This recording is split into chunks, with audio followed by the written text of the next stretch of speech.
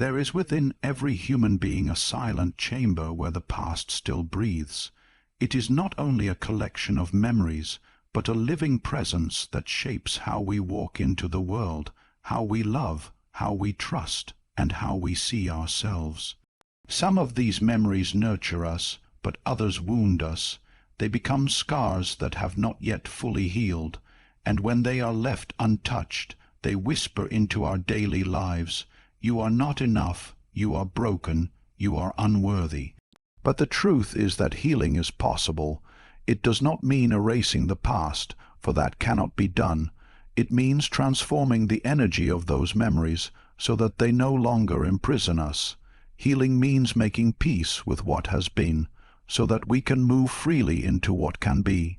Today, I want to share with you 5 profound steps that, if you dare to embrace them, will allow you to heal the most painful memories of your past and step into a life of wholeness. There is a deep silence that resides within every human being, a silence that is not the calm of peace, but the stillness of things unspoken, things buried. We believe that by covering our wounds with silence, by pressing them down beneath layers of daily routine, they will lose their power over us. But in truth, what we hide does not weaken, it grows. It whispers in the night, it returns in the form of dreams, it seeps into our choices, our fears, and the ways we hold ourselves back from life. A buried memory is like a wound under a bandage left unattended. It festers, it infects, it demands attention even when we try to pretend it is no longer there. The path of healing does not begin in denial. It begins with courage, and courage is not the absence of fear. It is the decision to walk into the shadows despite the fear. To confront what we have buried is to stand face to face with the ghosts that we have long fled from. It is to enter the dimly lit room of the past and finally light a candle, no matter how faint, no matter how trembling our hand may be. Think of the soldier who returns from war. He has seen too much, things no human heart was ever designed to contain. To protect himself, he pushes the memories deep into silence, yet they come back in the stillness of the night, in the form of nightmares, flashbacks, sudden terrors. He tries to drown them with distraction, with alcohol, with noise, but they will not disappear. Only when he dares to speak, when he allows another human being to bear witness to his pain, does something shift. The burden he carried alone begins to find language, and in language there is transformation. That which was unspeakable becomes bearable when shared. So it is with all of us, though the war may not have been fought on foreign soil, but within the walls of our homes, our families, our own hearts. There are memories of betrayal, of loss, of abandonment, of moments when we were told by life or by others that we were not enough. These memories live inside us still, though we have tried to silence them. They speak through our fears of intimacy, our distrust of love, our self-sabotage, our anxieties. To confront what we have buried is to admit that these things are part of us. It is not to reopen wounds for the sake of pain, but to allow the wound to breathe, for only then can it heal. We often fear this process because we imagine it will overwhelm us, that we will drown in the sorrow we have suppressed. Yet what is faced with steady eyes loses its monstrous size. The terror of a shadow is always greater than the thing itself. When you turn toward the memory, when you allow yourself to see what you once endured, you begin to realize you are no longer the same powerless child or broken person who once suffered. You are here now, stronger, wiser, able to hold that past self with compassion. Imagine a younger version of yourself standing in a room, waiting, hurting, unseen.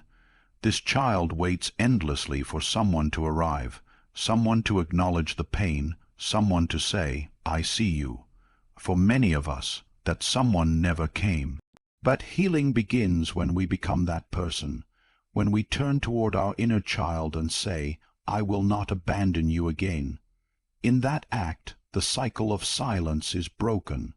The child within us no longer stands alone in the darkness. We arrive at last as the guardian we always needed. There is a story of a woman who grew up with a father who criticized her relentlessly. Every achievement was dismissed, every mistake magnified. As an adult, she found herself terrified of taking risks, for in her mind failure was unbearable proof that she was worthless. She avoided challenges, hid her talents, and lived small. It was only when she began to confront these memories, not with bitterness but with compassion, that something changed. She realized that her father's voice was still living inside her head long after he was gone. By facing this buried wound, she could begin to separate her true self from the internalized critic. She began to speak to that inner child differently, with words of encouragement and kindness. Over time, the old voice lost its grip, and she found the courage to step into her own life with strength. What is hidden in the dark grows stronger, but what is brought into the light loses its power to control. The act of remembering is not a return to suffering, it is a reclaiming of power, for when we dare to face our past, we no longer live as its prisoner. The memory remains, but it becomes a stone we can carry with dignity rather than a weight that crushes us unseen. This is not an easy path, nor is it one that is completed in a single moment. Confronting what has been buried is often like peeling away layers of earth from a long, buried artifact. Each layer reveals more, sometimes painful, sometimes surprising, always demanding patience. Yet as we uncover, we also discover. We discover resilience we did not know we possessed, courage we did not believe was ours, wisdom forged in the fires of suffering. The human spirit has an extraordinary capacity to endure, but endurance alone is not enough. We must transform endurance into meaning, silence into speech, isolation into connection. To confront the buried memory is to say, I am willing to integrate all of who I am. I will not live as fragments, torn apart by the past. I will gather the pieces of myself and bring them together into wholeness. And so healing begins, not in forgetting, not in denial, but in remembering with open eyes and a steady heart. When we turn toward what we have long fled from, when we allow ourselves to hold our younger self in compassion, when we bring the unspeakable into the light of words, we step into freedom. It is not freedom from the past, for the past cannot be erased, but freedom from its domination over us. This is the first and most essential step. To heal the most painful memories, we must be willing to look at them, and in doing so, we find that what we feared most was never the memory itself, but the loneliness of carrying it alone. Once we face it, once we bring it into the light, we discover that we are stronger than the shadow, and that the shadow, once embraced, becomes a source of wisdom, a reminder of our resilience, and the foundation of our wholeness. What has been lived cannot be undone. Time is a river that flows in one direction, and no hand, no matter how desperate, can turn it back. The wounds of the past are written into our story, and there is no eraser to make them vanish. Yet within this truth lies a paradox that gives birth to healing. Although the events remain unchangeable, the meaning we give them is not fixed. It is not the past itself that enslaves us, but the interpretations we carry like shackles. It is the story we tell ourselves about what those memories mean, and about who we are because of them, that weighs us down far more heavily than the events themselves.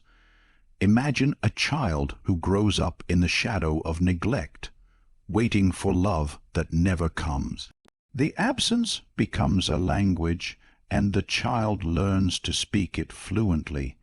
Out of the silence, a belief is formed, I am unworthy of love. This is the true wound, not the neglect itself, but the conclusion drawn from it. That belief calcifies over the years until the adult walks into relationships with the same expectation, that they are not enough, that love will always be withheld. The memory of neglect is painful, yes, but the prison is built by the meaning, by the story of unworthiness repeated like a mantra deep in the soul. Healing begins when we recognize that meaning is not given once and forever. It can be rewritten, reimagined, reinterpreted.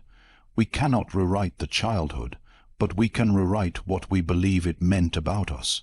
To take that same story and look upon it with new eyes is to see that the absence of love was not proof of our inadequacy, but a mirror reflecting the limitations of those who could not give what they themselves did not possess.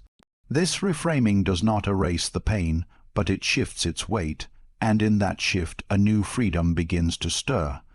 History offers us luminous examples of this alchemy of meaning.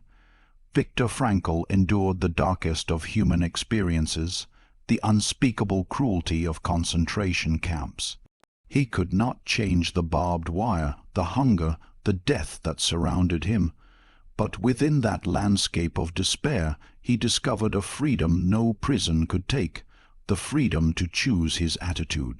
He found that even when stripped of everything, a human being can still decide the meaning of suffering. To him, suffering became not only torment, but also the ground from which purpose could grow. He emerged not broken but transformed, a witness to the power of meaning to turn unbearable memory into resilience. If meaning can be altered in such extreme darkness, it can surely be altered in our own lives. We, too, have the ability to look at what we once believed about our pain and to see it differently. Perhaps the betrayal that once shattered us can, in hindsight, be recognized as the event that forced us to discover strength we never knew we had. Perhaps the loss that once left us hollow can later be seen as the opening that deepened our capacity for compassion. What once felt like an ending may, in truth, have been the beginning of a greater unfolding. This transformation of meaning does not happen instantly. It is not a matter of putting on rose-colored glasses or pretending that suffering was a gift when it still feels like a curse. No, it begins with honesty, with the willingness to feel the rawness of what happened. Only then, in time, can we begin to turn the prism and look at it from another angle. It is much like a scar. At first it is red, painful, a reminder of the wound. But as years pass, the scar becomes something else. It tells a story not only of injury but of survival. The wound remains, but its meaning changes. Consider the man who loses his job in a moment of humiliation. At first, he interprets it as proof that he is worthless, a failure destined to disappoint. He spirals into despair. But later, as time gives him distance, he sees that the loss forced him to confront his deepest fears, and in doing so, it propelled him into a new path of creativity he would never have chosen otherwise. The memory of the firing does not vanish, but it no longer carries the same sting. It is no longer the proof of his failure, but the spark of his reinvention. When we alter the meaning of our memories, we alter their emotional weight. They no longer press upon us as chains, but stand as stones along a path, markers of where we have traveled. Each one carries its own story, but we decide whether that story is one of defeat or of resilience. In this way, the past ceases to be a sentence we must serve and becomes instead a teacher we can learn from. It is important to understand that this reframing is not about denial. It is not about painting the past with false brightness or excusing what was inexcusable. To say that neglect was the limitation of the parent is not to excuse their failure. It is to tell the truth differently. To see betrayal as the turning point of growth is not to bless the betrayal, but to bless our own ability to rise from it. In this lies the great liberation. We cannot choose what was done to us, but we can choose what it will mean in the architecture of our lives. There are many who live still imprisoned by the meanings they attached long ago. They believe they are unworthy, that they are broken, that they are defined forever by what was done to them. But when they dare to question these interpretations, when they allow themselves to say, "Perhaps my suffering was not evidence of my weakness, but a testament to my endurance," the prison doors begin to open. Your past does not have to remain a chain around your neck. By altering the meaning, you alter the weight it carries. What was once a burden can become a source of wisdom. What was once the cause of shame can become the ground of compassion. What was once the end of something precious can become the beginning of something unexpected. The event remains carved in the stone of time, but the meaning, like water, is ever flowing, ever changing, capable of carving valleys of strength where once there were only walls of despair. Forgiveness is a word that stirs unease in many hearts, because it has so often been misunderstood, misused, and misrepresented. To forgive, we are told, is to condone, to excuse, to let another walk away from their actions without consequence. Yet such a definition is not forgiveness, but a distortion of it, a hollow shadow of its true nature. Real forgiveness is not a gift you give to the one who harmed you. It is a gift you give to yourself. It is the quiet, deliberate act of cutting the cord that keeps you bound to the memory of injury, of saying, "I will no longer allow this pain to be the architect of my future." When we carry resentment, we carry a burden heavier than we realize. The injury itself may have happened long ago, but its echo reverberates each day we cling to it.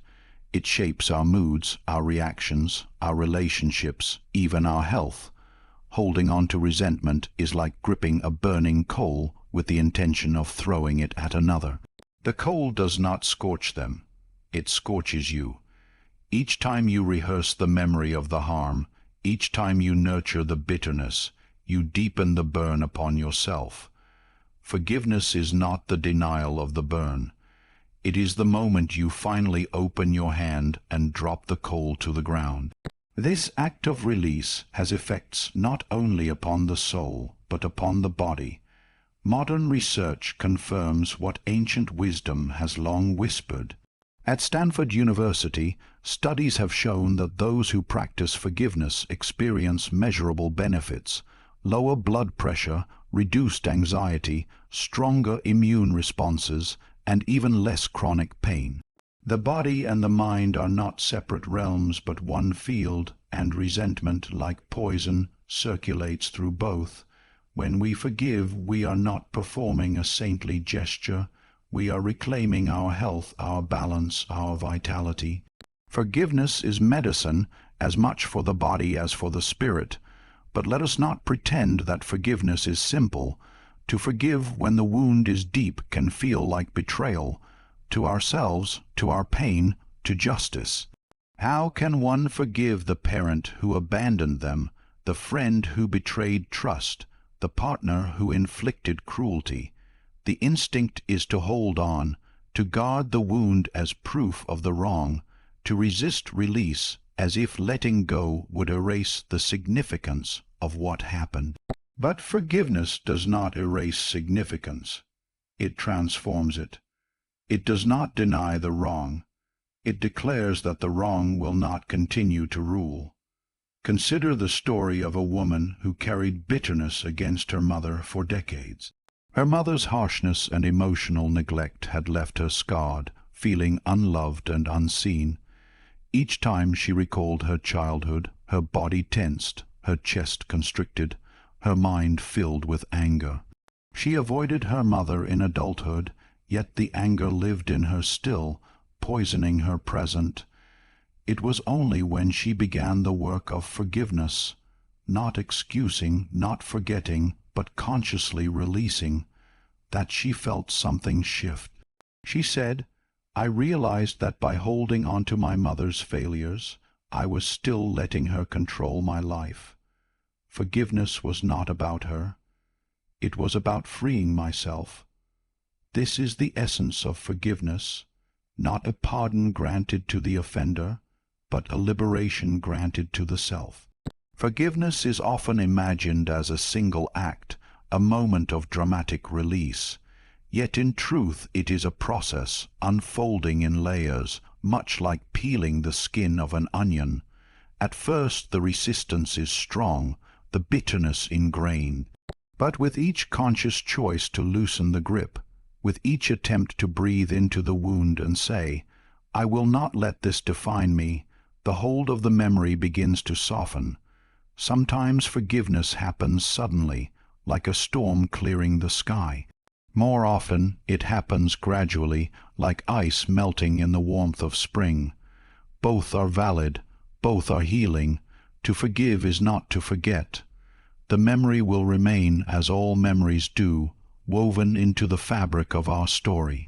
But the memory will no longer sting with the same venom, nor will it dictate our worth or our future. To forgive is to alter the relationship we have with the past.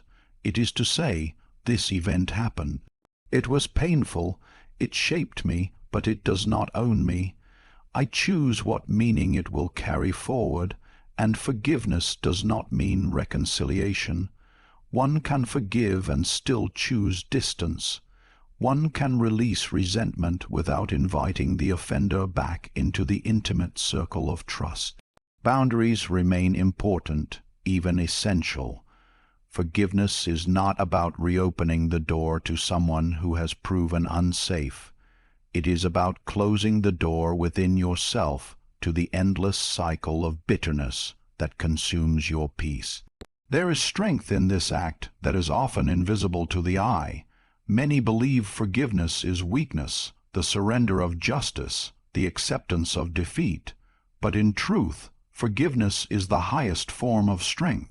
It requires courage to release the anger that has protected us, to let go of the bitterness that has been our shield. Anyone can cling to resentment. It takes real power to release it. Forgiveness is not passive resignation. It is active transformation. It is the refusal to let your soul be chained to the cruelty of the past. Picture yourself standing at the edge of a river, holding heavy stones in your arms. Each stone represents a grievance, a betrayal, an injury. The weight is exhausting, but still you cling to them, believing they must be carried as proof of what has been done to you. Yet as you stand there, you notice the river's current inviting you to let go. One by one, as you drop the stones into the water, your body grows lighter. The river carries them away, not erasing their existence, but taking from you the burden of carrying them alone. This is forgiveness, not the denial that the stones existed, but the choice to no longer bear their crushing weight. When you forgive, you step out of the past and into the present. You reclaim your energy, your health, your capacity to love and to live fully.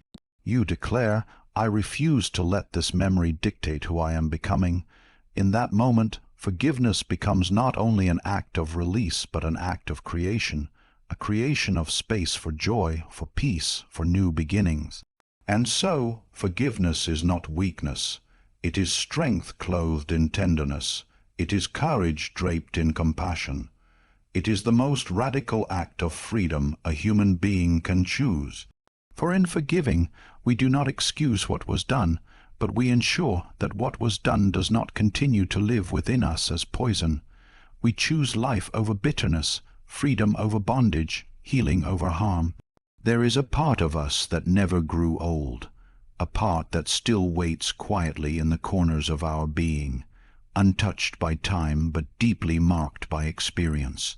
Every painful memory we carry was once lived by a younger version of ourselves, and that younger self does not simply vanish as the years go by. It lingers within us, sometimes crying softly, sometimes screaming silently, always waiting for recognition. We call this the inner child, and though we may cover it with layers of adulthood, it is always there, shaping our emotions, our fears, our relationships, and our sense of self. To heal the wounds of the past, we must turn toward this child, not to relive the pain, but to give them what they never received: compassion, safety, and love. Imagine for a moment a little child standing in the rain. The sky is gray, the ground is cold, and the child waits for someone to come, someone to notice, someone to take their hand, but no one comes. They grow weary, shivering, and in the silence they draw their own conclusions. Perhaps I am not worth coming for. Perhaps I am invisible. Perhaps I must not ask again. That child does not disappear when we grow older.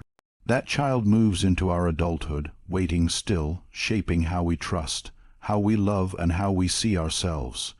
We abandon them not once, but again and again, each time we silence their cry, each time we dismiss our pain, each time we say, "It doesn't matter anymore." Yet within us it does matter. The child still waits. Something extraordinary happens when we dare to return to that child.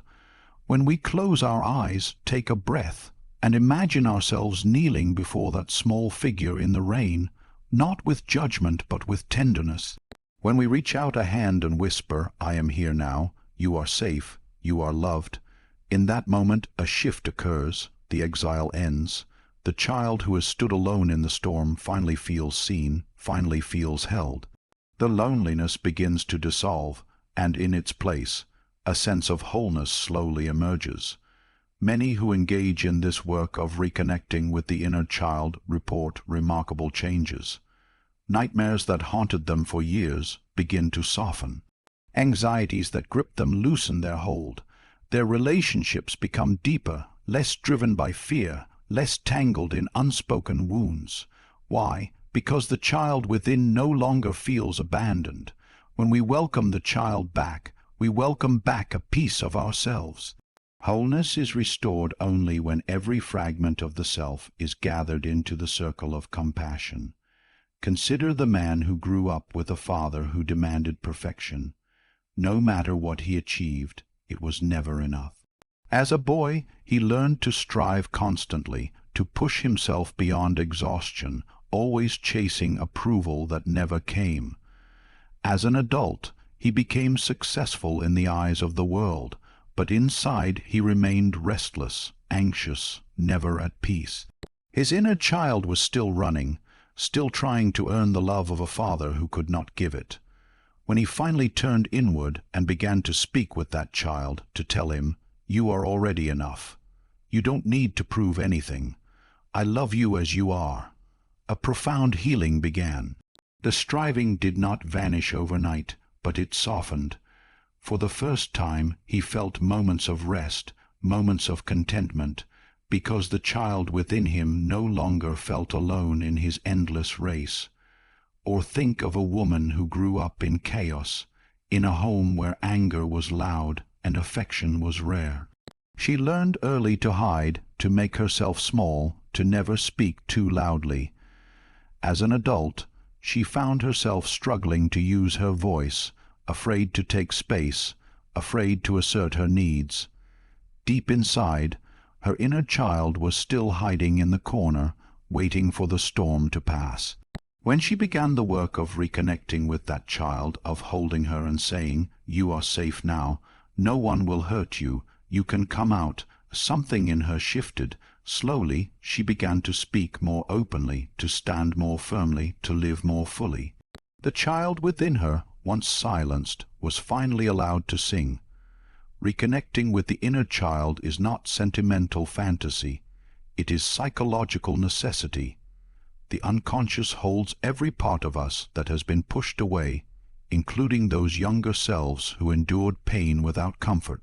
When we ignore them, they sabotage us from within, creating patterns of fear, anger, and insecurity that seem to arise from nowhere.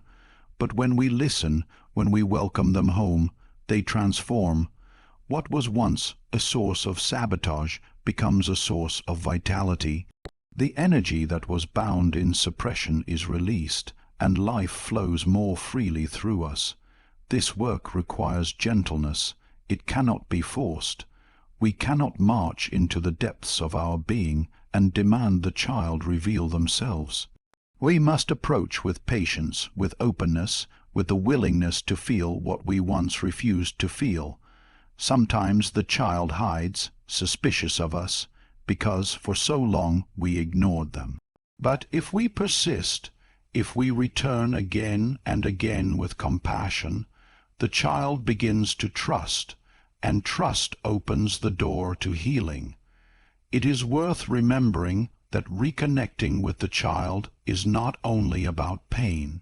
The child also carries joy, spontaneity, wonder, the very qualities that adulthood often dulls. To welcome back the child is not only to heal wounds, but to reclaim forgotten treasures. It is to laugh more freely, to play more openly, to see the world again with eyes of wonder. The same child who cried alone in the rain is also the child who once dreamed wildly, who once created without fear, who once loved without hesitation. When we hold the child, we do not just heal, we also awaken. This is why those who engage deeply with their inner child find that life becomes richer. Relationships grow deeper because they are no longer burdened by hidden expectations or old wounds. Creativity flourishes because it is no longer silenced by the fear of judgment. Even the body responds, releasing tensions long held in muscles that had braced against remembered pain. Healing the child is not only emotional, it is holistic. It touches every dimension of who we are. In truth, we cannot become whole adults until we have embraced the children we once were. Wholeness does not mean perfection, it means integration. It means gathering back every fragment of ourselves, every forgotten self, every wounded self, and saying to each one, "You belong, you are part of me, you are loved." When we do this, the exile ends, and what was once divided is made whole. The child within you is waiting still, waiting not for the love of those who failed you long ago, but for your love here and now. And when you finally turn toward them, when you take their hand and whisper, "I will not leave you again," you will feel a peace that no external validation can ever provide. The storm will quiet, the loneliness will soften, and you will know that healing has truly begun. The deepest work of healing is not found only in returning to the past, not only in facing what was buried, not only in releasing resentment or tending to the child within. These are essential, but they are not the end. For the final step is not about what has been, but about what is yet to come.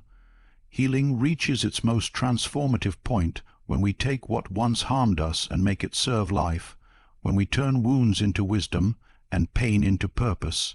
The past is the soil, yes, but what we grow from that soil is ours to decide. There is a temptation in suffering to remain oriented backward, to replay the injuries, to linger in the sorrow of what was lost.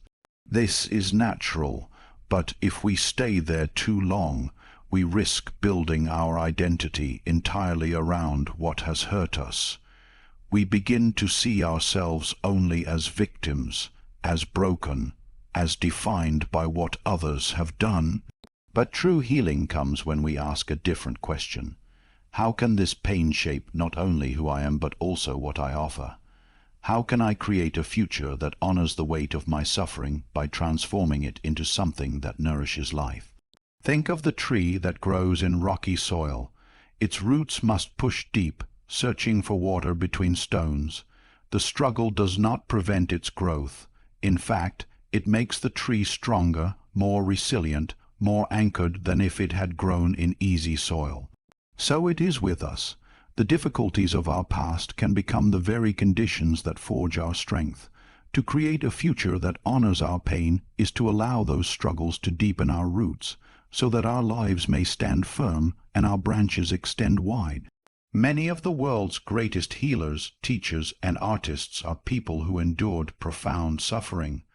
They did not deny what they had lived through, nor allow it to reduce them into silence. Instead, they turned their brokenness into an opening through which light could pass. The poet who transforms heartbreak into words that comfort others, the teacher who uses their own wounds to guide children towards safety, the artist who paints their grief into beauty, all of them take what was once destructive and reshape it into something that serves life. Their pain becomes not only their own but a bridge of connection, a gift for others to walk across. Consider the woman who endured abuse in her childhood. For years she carried shame and silence, feeling marked by what was done to her. But when she began to heal, she discovered that her suffering could become a source of empathy. She trained as a counselor, and in her work she now sits with children who know the same fear she once felt. Her presence is more than professional. It is personal, born of deep understanding. In guiding them out of their darkness, she honors her own pain by refusing to let it end only in her. The very thing that once threatened to destroy her now fuels her compassion. Or think of the man who spent years in the grip of addiction. His past was full of regret, of broken trust, of days lost to despair. Yet when he finally found recovery, he did not turn away from that history. Instead, he created a program to help others walking the same path. His pain became his compass. He could speak to others with authority because he had been there, because he knew what it meant to fall and to rise again. In saving others, he continued to save himself. His past did not define him, but it gave depth to his purpose. Not every transformation needs to reach the world in such visible ways. Sometimes the greatest act of creation is quiet, personal, unseen by most. A woman who learns to love again after betrayal. A man who chooses joy after years of sorrow. A person who dares to trust after being abandoned. All these are acts of defiance against suffering. To live fully, to love deeply, to choose joy despite the past, is perhaps the greatest form of rebellion, for it says to the darkness, "You do not win. I am still here, and I am still alive." We often believe that honoring our pain means clinging to it, memorializing it, never letting it go. But to honor pain is not to remain bound to it, it is to let it bear fruit. It is to ask, what has my suffering taught me that nothing else could have taught me? How has it deepened my humanity? What wisdom does it carry that can guide me and others? Pain, when integrated, becomes a teacher. It expands the soul's capacity for empathy, patience, strength, and compassion. To waste it by letting it fester into bitterness is to deny its potential gift. To transform it into wisdom is to allow it to serve life. This work is not about denying that the past hurt us. It is not about pretending that loss was secretly a blessing or that betrayal was somehow good. No, healing does not require falsifying reality. What it does require is refusing to let suffering have the final word. The final word belongs to us, in how we choose to live now. And this choice, though it may sound simple, is the culmination of courage. For it means we no longer identify solely as the one who was hurt, but as the one who has risen. The future is always unwritten. The past may shape us, but it does not dictate what comes next. We hold the pen. We choose whether our story will be one of bitterness or one of transformation. Every time we act with compassion because we know what cruelty feels like. Every time we choose honesty because we know the poison of lies. Every time we give love because we once ached for it. We honor our pain by ensuring it was not endured in vain. And even if your healing serves only one person, yourself, it is enough.